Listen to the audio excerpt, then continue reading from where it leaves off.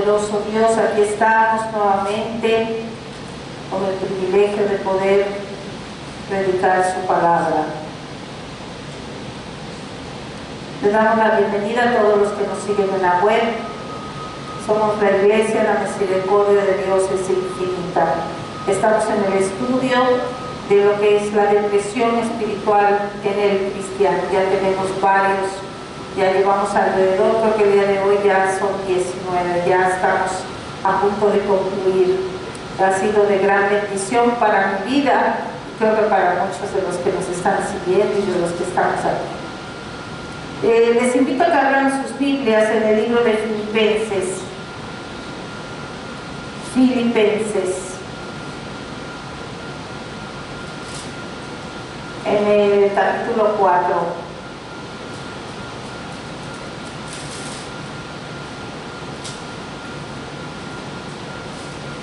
Capítulo 4, versículos 6 al 7. 6 y 7.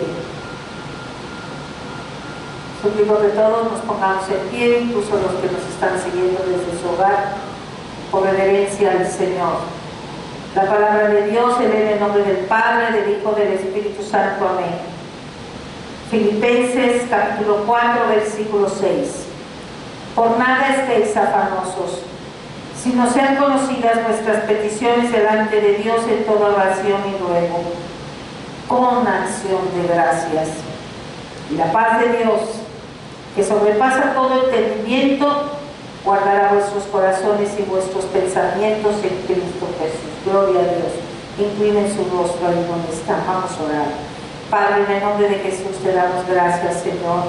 Oh poderoso Dios, primeramente, Padre, porque nos permites estar delante de tu presencia. Pedimos perdón, Señor, por nuestros pecados, Señor, cubriéndonos con la sangre de Cristo, porque sabemos, Señor, que solo la sangre de Cristo nos permite llegar ante ti, Señor.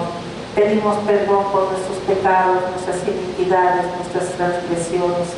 Perdónanos, Señor, nuestros pecados de omisión, de oclusión, Padre. Queremos estar a cuentas contigo, Padre. En el nombre de Jesús te lo pedimos, Padre. Yo te pido, Señor, que seas tú ministrando, Señor, cada una de las almas que estamos aquí, Señor, de todos los que nos están siguiendo a través de la web y los que lleguen a escuchar. Que tu palabra, Señor, son parteaguas en sus vidas, Señor.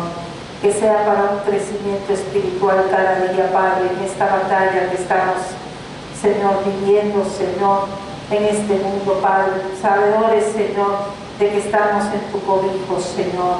Ayúdanos a perseverar firmes, Señor, en la fe.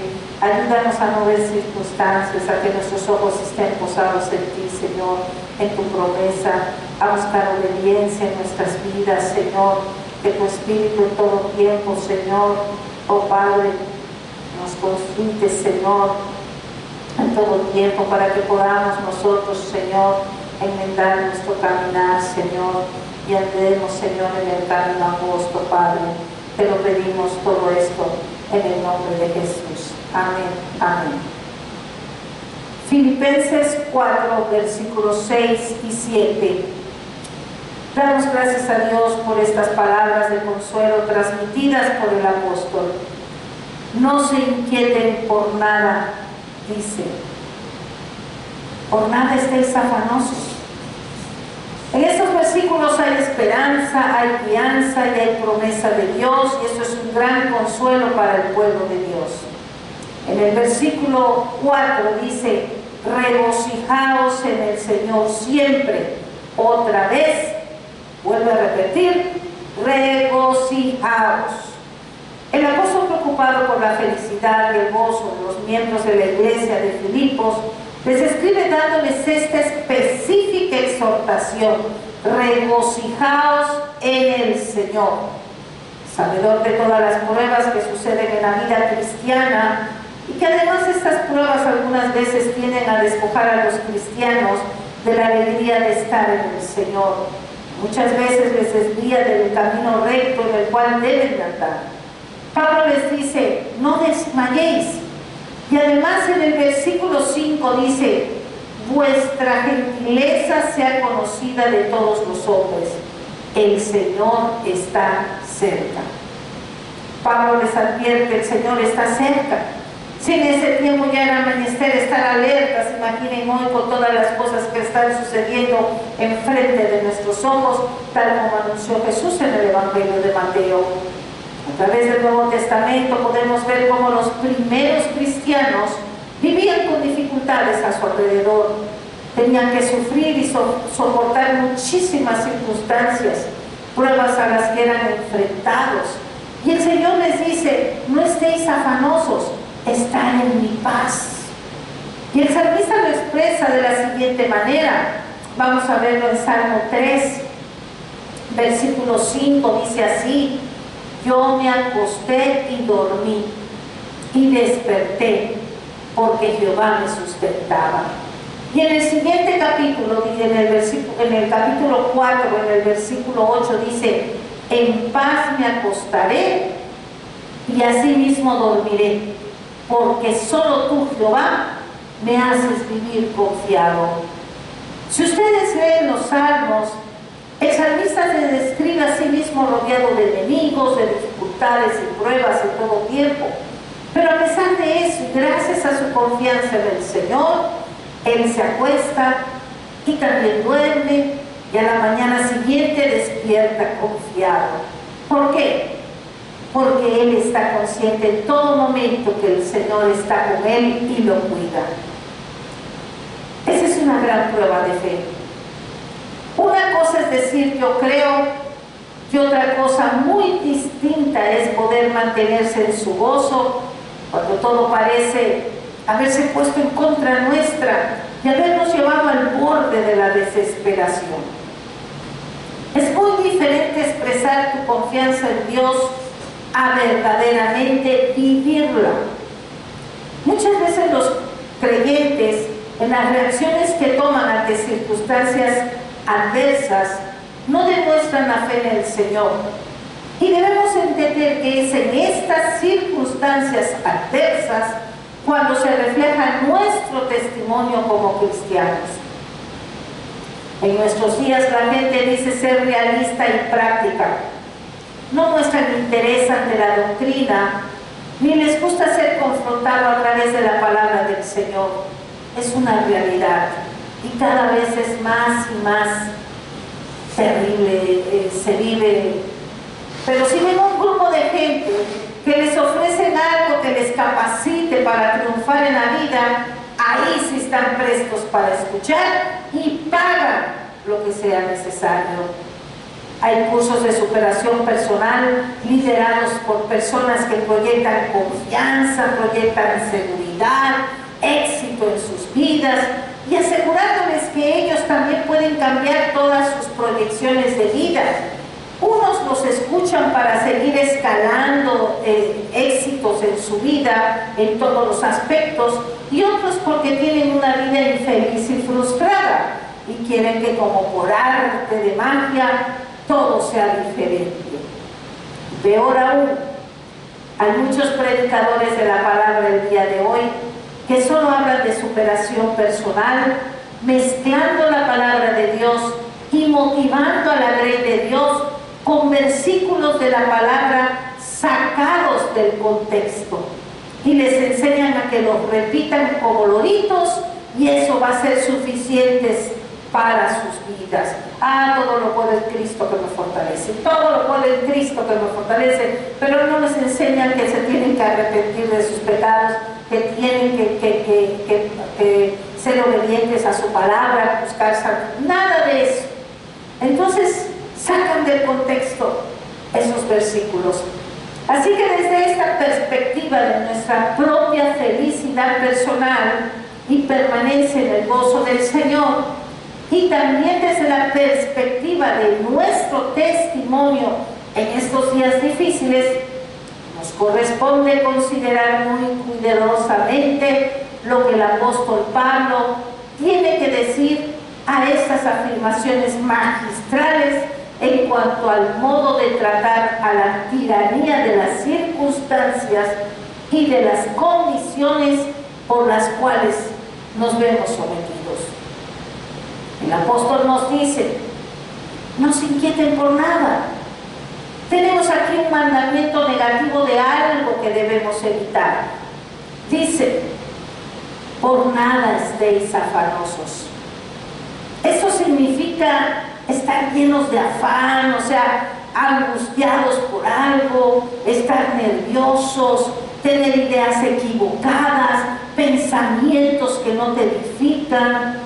Y esta es la misma palabra que el Señor usó en el Sermón del Monte y podemos recordarla. Vamos a ver Mateo en el capítulo 6, en el versículo 25 dice, por tanto, os digo, no os afanéis por vuestra vida, que habéis de comer o que habéis de beber, ni por vuestro cuerpo que habéis de vestir. ¿No es la vida más que el alimento y el cuerpo más que el vestido? Debemos entender que la Biblia no nos enseña a no usar el sentido común. No. Tampoco la Biblia estimula la pereza. Y lo vamos a ver en 2 de Tesalonicenses, en el capítulo 3, versículo 10, dice, porque también cuando estábamos con vosotros, os ordenábamos esto, dice. 2 de Tesalonicenses 3:10. Si alguno no quiere trabajar, tampoco coma. Fue enfático el apóstol. Miren, si no quieres trabajar, no coma. De modo que aquí debe interpretarse como esa angustia o preocupación fatigosa. Eso es lo que el apóstol Pablo nos recomienda evitar a toda costa. Y aquí podemos ver que hay una gran porción de psicología bíblica de gran profundidad. Por eso dice en Filipenses 4:7, en nuestro versículo base, dice, y la paz de Dios, que sobrepasa todo entendimiento, guardará vuestros corazones y vuestros pensamientos en Cristo Jesús. Así es que el problema está en el corazón, está en la mente. Al decir corazón y mente, está hablando de nuestra alma, nuestros recuerdos, emociones, pensamientos, acciones y actitudes. Debemos entender que a través del corazón y de la mente se llega a producir el estado de angustia.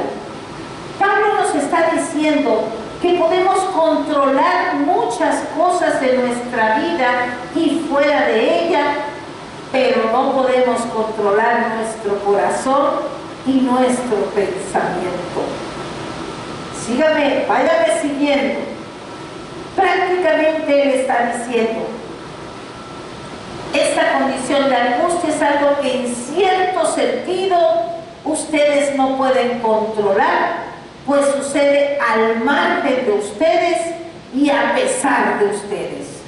Y cuán cierto resulta esto en la experiencia. No puede haber control.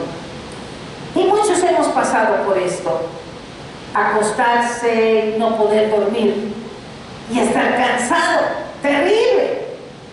Pero muchas veces el pensamiento no lo permite, estás dando vuelta para acá, vuelta para allá, vuelta para acá, y pasan los minutos y pasan las horas. Entonces ahí podemos ver que el corazón y la mente quedan fuera, que el corazón y la mente quedan fuera de nuestro control. Repito, corazón, la mente está hablando del alma, los pensamientos, las actitudes, las emociones, y es precisamente allí donde radica nuestra personalidad. La mente es como el pensamiento. Un ejemplo, si una persona querida se enferma, entonces en ese momento trabaja el corazón, o sea, el alma genera angustia por la preocupación, pues por el amor a la persona, y ahí interviene también la imaginación. Cuando afrontamos alguna situación y si solo tuviéramos que ocuparnos de ella, probablemente pudiéramos acostarnos y dormir, pero cuando interviene la imaginación, comenzamos a pensar, ¿y qué va a pasar mañana en unas horas? ¿Qué van a decir? van a cambiar y surge algo diferente, ¿qué voy a hacer? Y así van pasando las horas en constante agitación por causa de las imaginaciones que nos van llegando a la mente. Y de este modo el corazón nos mantiene despiertos. Si analizamos esto, podemos entender que el corazón y la mente nos están controlando y se convierten en nuestros amos y nos tiranizan. Y en ese estado no servimos para nada.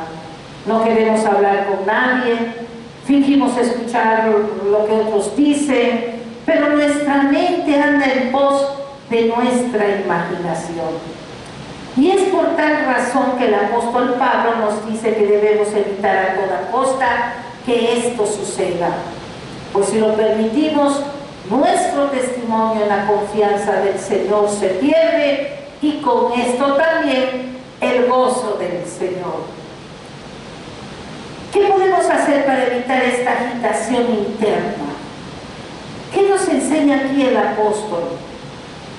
Mis queridos oyentes, hermanos en Cristo, hermanas, debemos entender que hay una eterna diferencia, escucha, hay una eterna diferencia entre la vía de la cristiandad para tratar la angustia y la vía psicológica o el sentido común.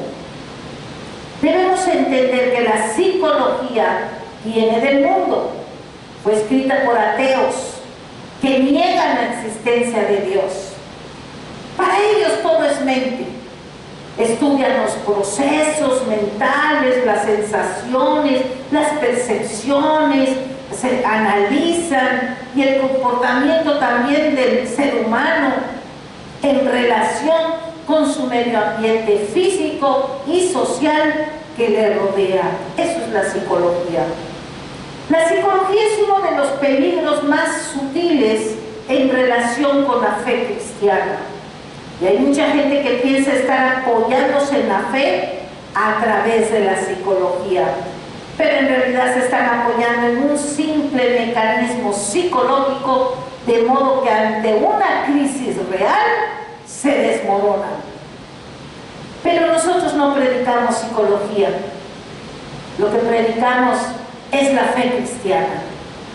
Es increíble ver que en muchas iglesias cristianas se apoyan de los libros de psicología para ayudar en orientación y consejo. Incluso en institutos bíblicos, uno de los temas es psicología cristiana, le ponen, pero se basan en todos estos libros. Entonces, vamos a mostrar la diferencia entre la guía cristiana para el tratamiento de la angustia y el método psicológico. ¿Qué nos aconseja hacer el apóstol cuando nos amenaza la angustia? No nos dice que dejemos de preocuparnos, pues eso ya lo recomienda el sentido común y la psicología. Cuando tú vas a un psicólogo te dice, no te preocupes, tranquilízate. ¿Y qué saben qué es eso? ¿Saben lo que es? Eso es represión. ¿Saben qué es represión? Vamos a tomar un ejemplo. Si nos topamos con alguien que tenga una voluntad fuerte y se le dice que olvide la situación, que la deje fuera de su vida, esta persona conscientemente va a tratar de apartar de la mente la situación y la deja fuera. Pero a nivel subconsciente seguirá en su mente. La represión es aún peor que la angustia misma, porque puede ser una bomba que se va formando dentro de su mente, de su corazón. Suprimir malos recuerdos o pensamientos provoca ansiedad. Y resulta inútil decirle a una persona que deje de preocuparse, porque precisamente eso es lo que no puede hacer. Quisiera, pero no puede hacerlo. Es como decirle a una persona dependiente de alguna droga que deje de hacerlo cuando está siendo víctima de su concupiscencia y pasión y no cuenta con ninguna ayuda. Y contrariamente, el apóstol Pablo nos dice que no dejemos de preocuparnos. La gente fuera de Dios dice, no tienes por qué preocuparte, eso es un error, por más que te preocupes las cosas no van a cambiar, déjalo así, ponte ligero, hay que admitir que esto es muy cierto, y en un momento refleja un sano sentido común, entre comillas. Y dicen incluso los psicólogos, no desperdicie usted su energía, porque el hecho de que usted se preocupe no va a afectar en nada la situación, se está haciendo daño a usted mismo y lo demás sigue igual. Pero aquí hay un pero. Si nosotros analizamos, podemos decir, claro, eso está muy bien, es muy cierto, pero ¿sabe usted algo? Eso no llega al origen de mi problema. Por una buena razón me preocupa lo que pueda suceder. Resumiendo, esos métodos no llegan a remediar la situación porque nunca toman en cuenta el poder de lo que Pablo llama el corazón y la mente. Son dos cosas que nos aprisionan. Por eso, al fin de cuentas, ninguno de los métodos psicológicos y de sentido común sirven de mucho. ¿Qué responde a esto el apóstol? En el versículo 6 dice así, estamos en Filipenses 4, por nada estéis afanosos, sino sean conocidas vuestras peticiones delante de Dios en toda oración y ruego, con acción de gracias. Ahí está la prueba del apóstol Pablo. Presenten sus peticiones a Dios. Pero muchos que sufren de angustia dicen, ay, ya lo he hecho, lo he probado, ya he orado y no encuentro la paz de la que usted me habla, no he tenido respuesta, de nada me ha servido que usted me diga que ore. Y el apóstol dice, en primer lugar, orar, que es algo que nadie quiere hacer.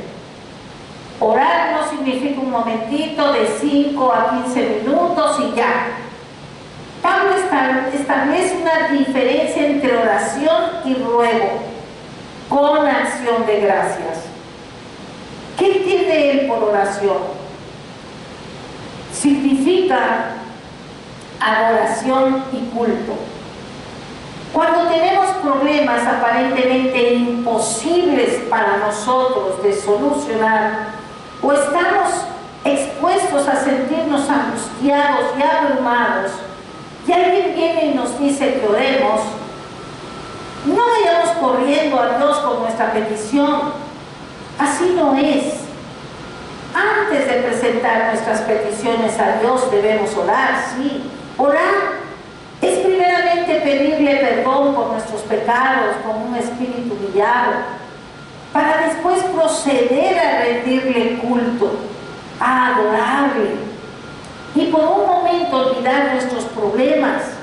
Él nos ha hecho para adorarles.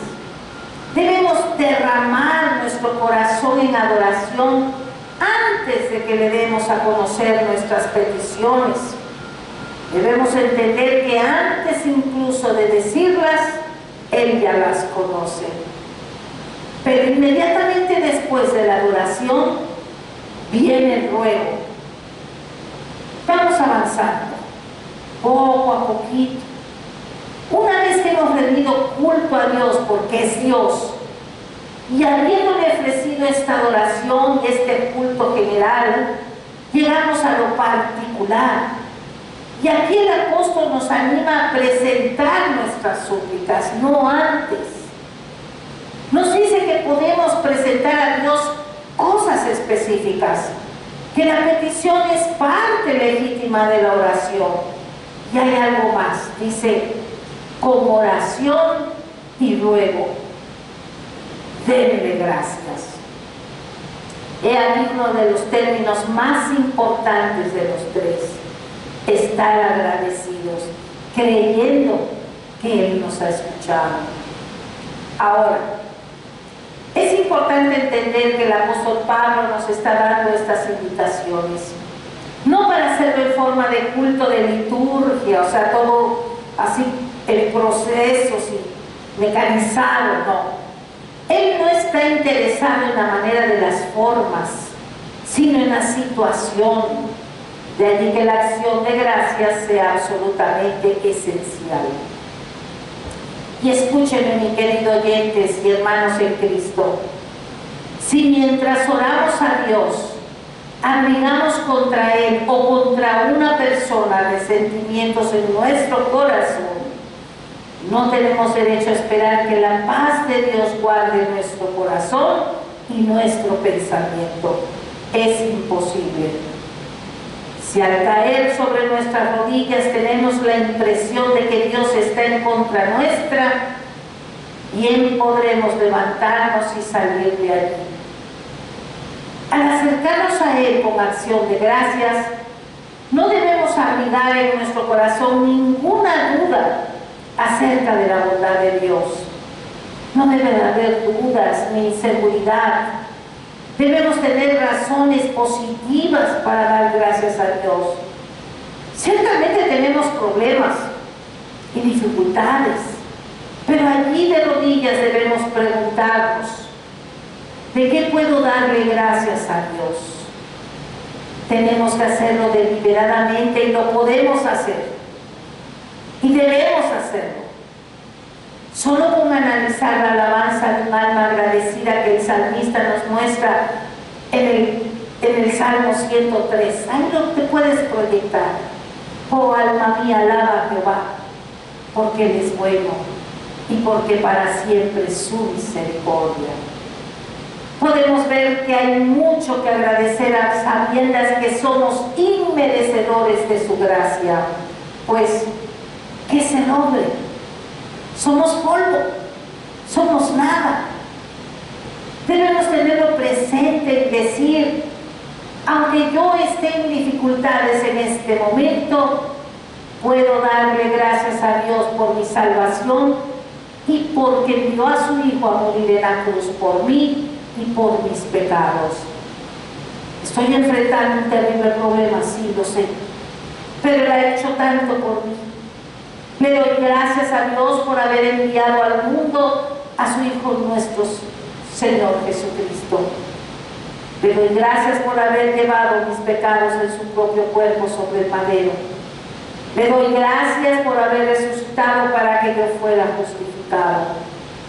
Por eso derramo mi corazón en acción de gracias. Le agradezco las muchas bendiciones que he recibido en el pasado. Porque si usted, hermano, hermana, siendo sinceros, son incontables. Cada milésima de segundo podemos ver sus maravillas. No tenemos más que reconstruir en nuestra propia mente, con toda energía, las razones que tenemos para darle gracias y alabarlo. Debemos recordar que Él es nuestro Padre, que nos ama tanto, que hasta nuestros cabellos están contados. ¿Pueden imaginar? Y cuando hayamos recordado todas estas cosas, debemos derramar nuestro corazón en gratitud, en acción de gracias. Por lo tanto, debemos entrar en su presencia con un espíritu de adoración, lleno de amor y de alabanza y con plena confianza. Después de eso podremos darle a conocer nuestras peticiones, antes no. Debemos tener presente y reconocer que estamos adorando a un Dios bendito y glorioso. Todo cristiano sabe de las promesas del Señor a todo aquel que se esfuerza, a todo aquel que en Él cree. Dice el apóstol: en toda ocasión presenten sus peticiones a Dios. Filipenses 4:6. Es decir, todo aquello que nos preocupa, ¿Dios lo va a desaparecer? No. Repito, todo aquello que nos preocupa, ¿Dios lo va a desaparecer?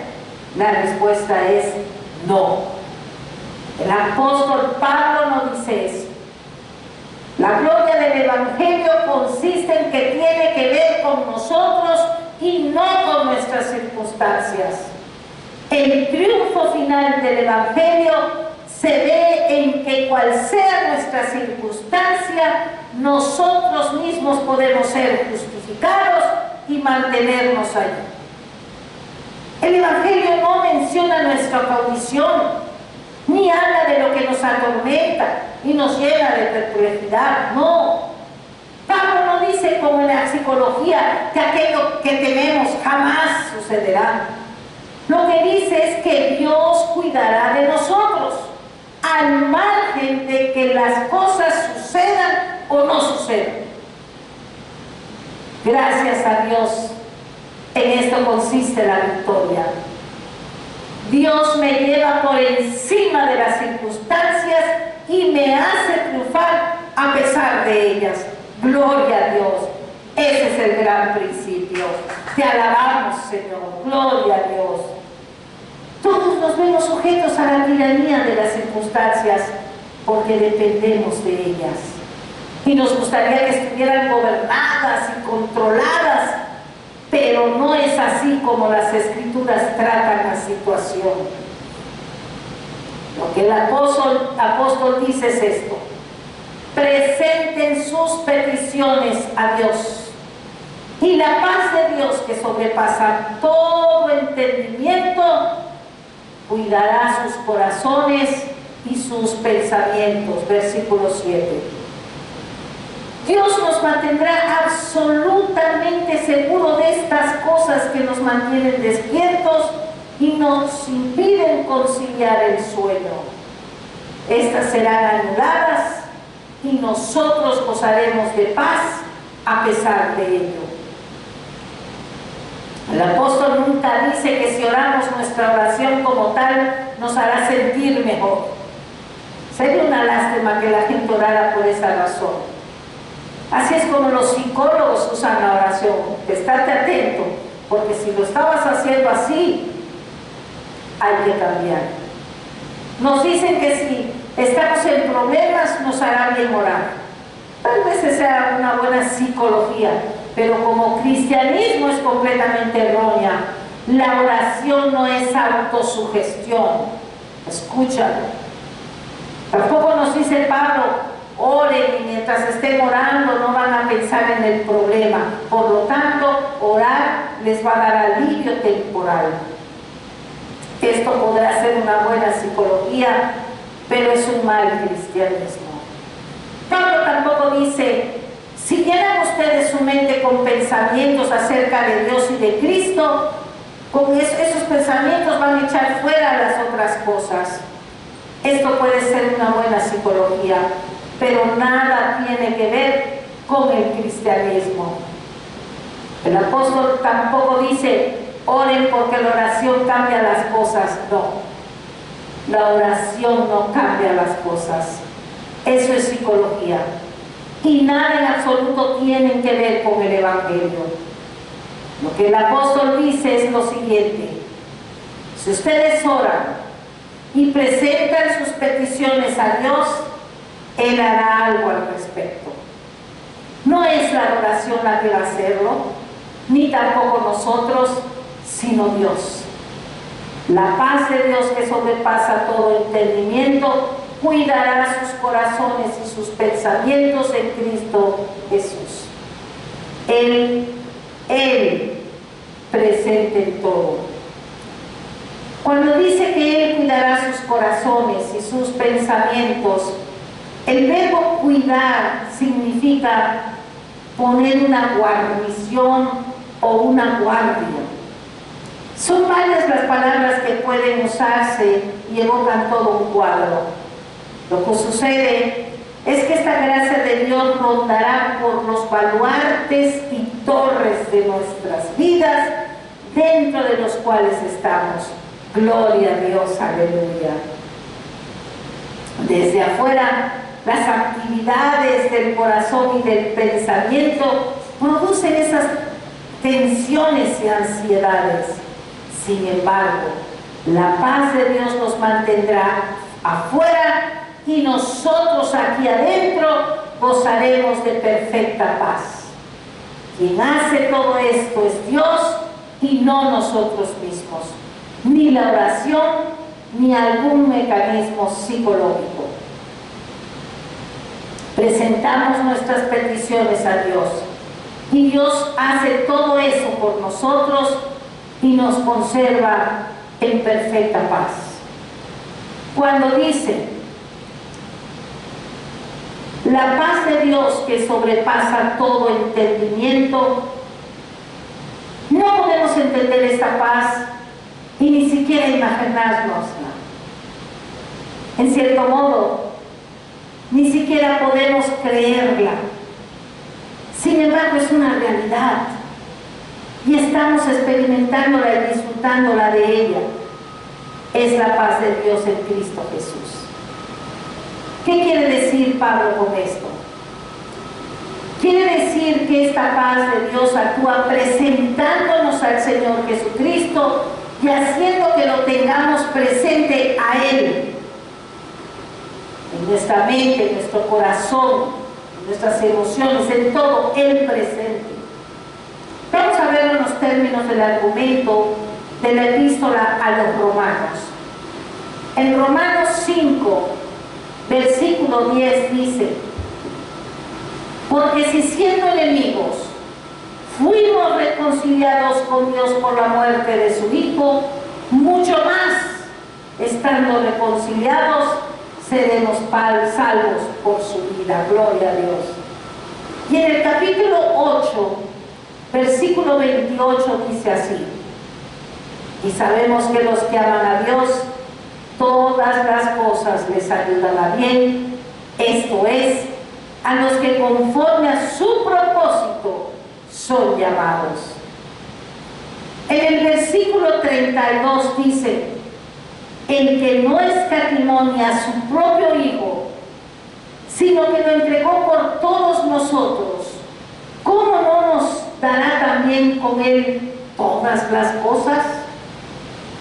Y en los versículos 38 y 39 dice así: por lo cual estoy seguro de que ni la muerte, ni la vida, ni ángeles, ni principados, ni potestades, ni lo presente, ni lo porvenir, ni ninguna cosa, ni lo alto, ni lo profundo, ni ninguna otra cosa creada, nos podrá separar del amor de Dios, que es en Cristo Jesús, Señor nuestro. Gloria a Dios. El argumento es que si Dios ha hecho por nosotros algo tan sublime en la muerte de su Hijo sobre la cruz, no puede abandonarnos ahora, ni puede dejarnos a medio camino, por así decirlo, porque el que comenzó la buena obra la terminará. Y así la paz de Dios, que sobrepasa todo entendimiento, cuida nuestros corazones y nuestros pensamientos mediante Cristo Jesús. Filipenses 4:7.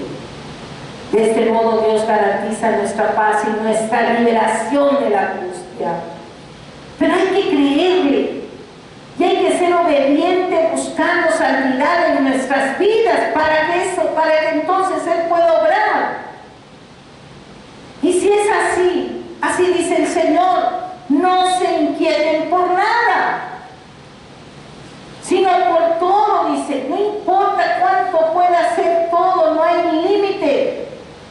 Amado cristiano, no importa que sea lo que tiende a deprimirte, no lo sé, o a convertirte en víctima de esa angustia, de esa preocupación, y que tormenta y estropea tu vida cristiana y tu testimonio.